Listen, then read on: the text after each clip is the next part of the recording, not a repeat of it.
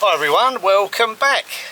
I've just returned back from a vide grenier. I purchased myself a little jet washer, so I thought I'll give this a little test, see how it's coming up, and it's coming up rather good. Now I did buy a few other things which I'm going to share with you shortly. Some nice items for the cottage, but I'm going to work on this area and then we'll go and head back to the cottage.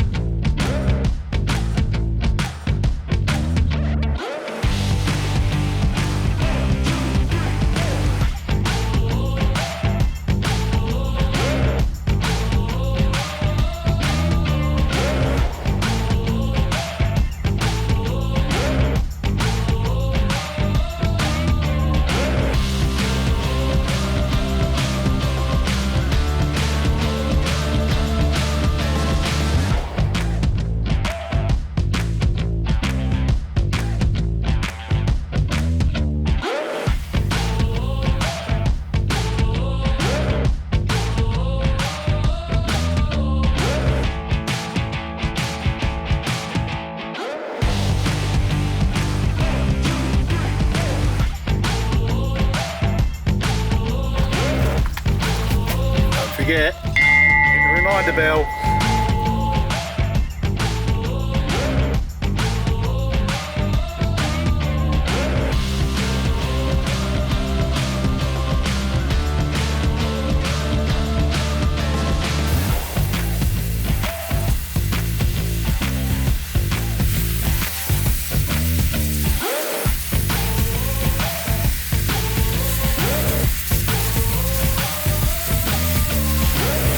Now, when it comes to pressure washing, the best bit of advice I can give you is keep your mouth shut when you're doing it, because you'll be surprised how much goes down your throat when you're pressure washing, especially if stuff's dirty. So yeah, apart from the goggles and electrical stuff, yeah, just keep your mouth closed. Yeah, I'm really pleased with that. So this is what it was like before I started, and as you come down to this stone you can see the transformation. I'm as far as I can go there now because I don't want to disturb the owls that are nesting around the corner in the window, so I'm going to leave that section for now, and then all I'll do through the week or the coming weeks, I'll leave it set up, obviously turn it all off, but when I jet wash the cars I'll just do an hour or so on here and just work my way along again. And once I've finished on the roof of the scaffold I can do the higher level. Yeah, it definitely transforms it, you know, when there's no budget or you've got a little budget. Picked this up for €10 at the vide grenier yard sale this morning, so yeah, it's certainly worth its money. I mean, yeah, you can have it shot blasted, obviously there's a cost with that, and it's quite messy, so yeah, I'll just take my time with this and just work my way along. Yeah, so even though we've been in our cottage for over 12 years, I'm still working on it, you know, it's an ongoing process. So I've got this cottage going, our cottage, and the renovation, or should I say restoration project cottage. Bit of a mouthful, isn't it? So yeah, lots of jobs going on, but yeah, I like to get the balance right. We can't neglect our own stuff, we have to balance it with the cottage work. Okay, I'm going to have a rest from that for a moment, and let me show you some of my purchases for the cottage. Yeah, I'll do a little bit of research, not looked it up yet. The first piece I've got was a fire back. Some great detailing in it. It's quite an old one, I think. It's not a reproduction. It's got Aaron, I think. DR. Not quite sure of the significance of Cupid on the back of a lion. I dare say there is one. Yeah. I like to step up to the plate for that one. I like to pay €5 for it. Yep, you heard me right, €5. That's a bargain. Now the next piece I've got was this, and it's El Kazoo Constructed Laval, which is one of the big towns, probably about 45 minutes away from me, so yeah, I was well pleased with that. It's a bread oven door. What I'm going to do is clean it all up. That will make a lovely door on a cupboard in there. Well pleased with that. €10, yep. Double the price of the last one, yeah I know, but hey, it was worth it. Mind you, I think my arms are at least a foot longer now because I had to carry that about a mile back to the car, one in each hand, but it was worth it. Yeah, I've got just the place for it to go. So yeah, I was well pleased with that. Excuse me a moment, I must investigate. I can hear someone in the backfield.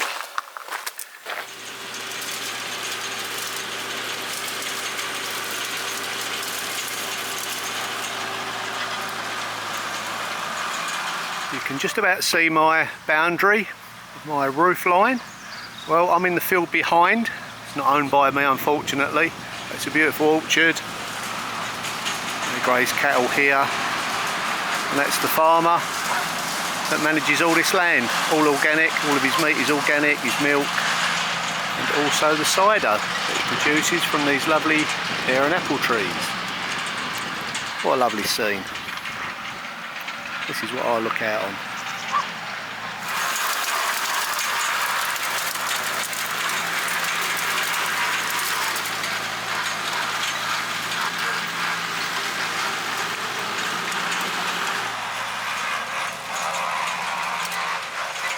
And this is the lovely pasture that those cows graze on. Wildflowers. Yeah, that's how it's meant to be. And talking of bee-roll, just on my boundary there was 2 beehives. You may have noticed them. Yep, so we get fresh, pure honey from this land as well. Lovely to see the farmer at work. I could watch him all day. But we got to get back to the cottage. See you there.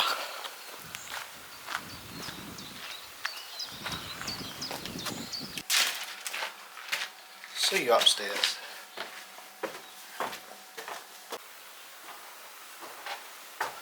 Whew.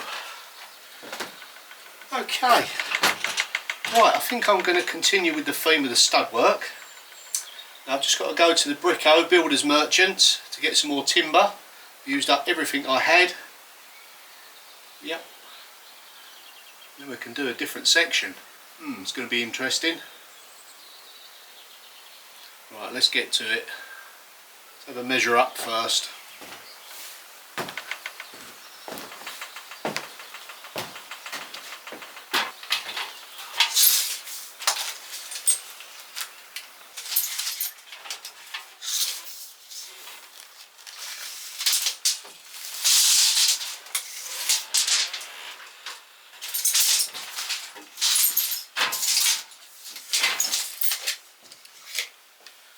Okay, shall we talk beams and steps? Now what I'm going to do is incorporate it into the design.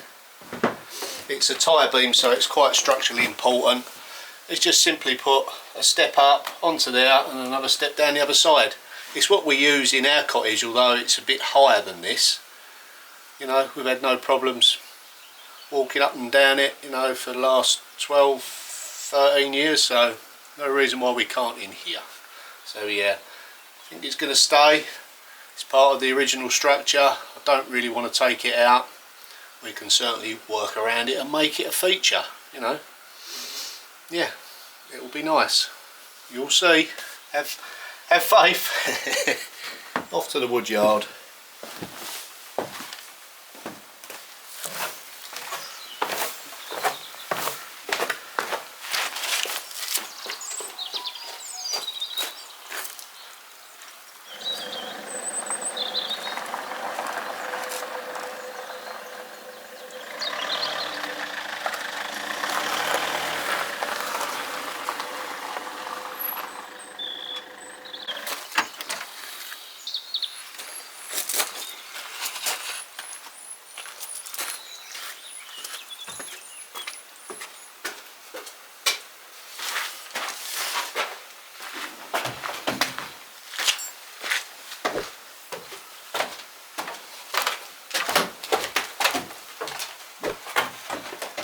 Before I explain how I'm going to tackle this tricky section, I think first we need to turn the lights down a little bit. It's a bit bright, so let's put this sheet up. Hopefully not I'm complaining about the sun. Well, I do have to get the lighting right. Dusty.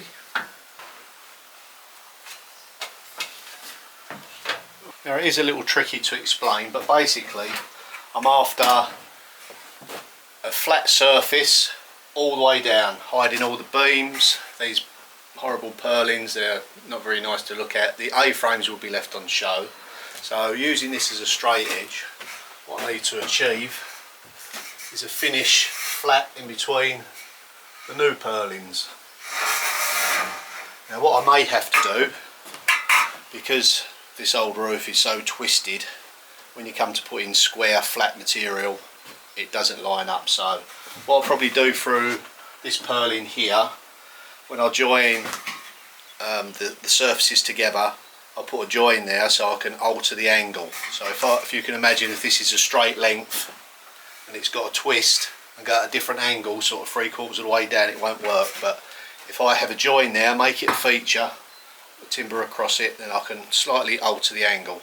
That way I can work with the twists and all the irregularities of this ancient lovely old building, you know. We'll make a feature of it. So that's the plan. There's going to be quite a bit of head scratching, lots of measuring, and yeah, I'll start getting set out.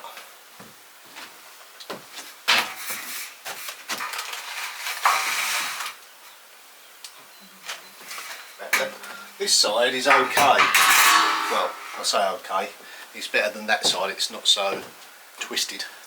Now when it comes to the window reveal, I shall bring the material out into a dead square, leave plenty of overhang, and then build my frame around it and then cut off the excess afterwards.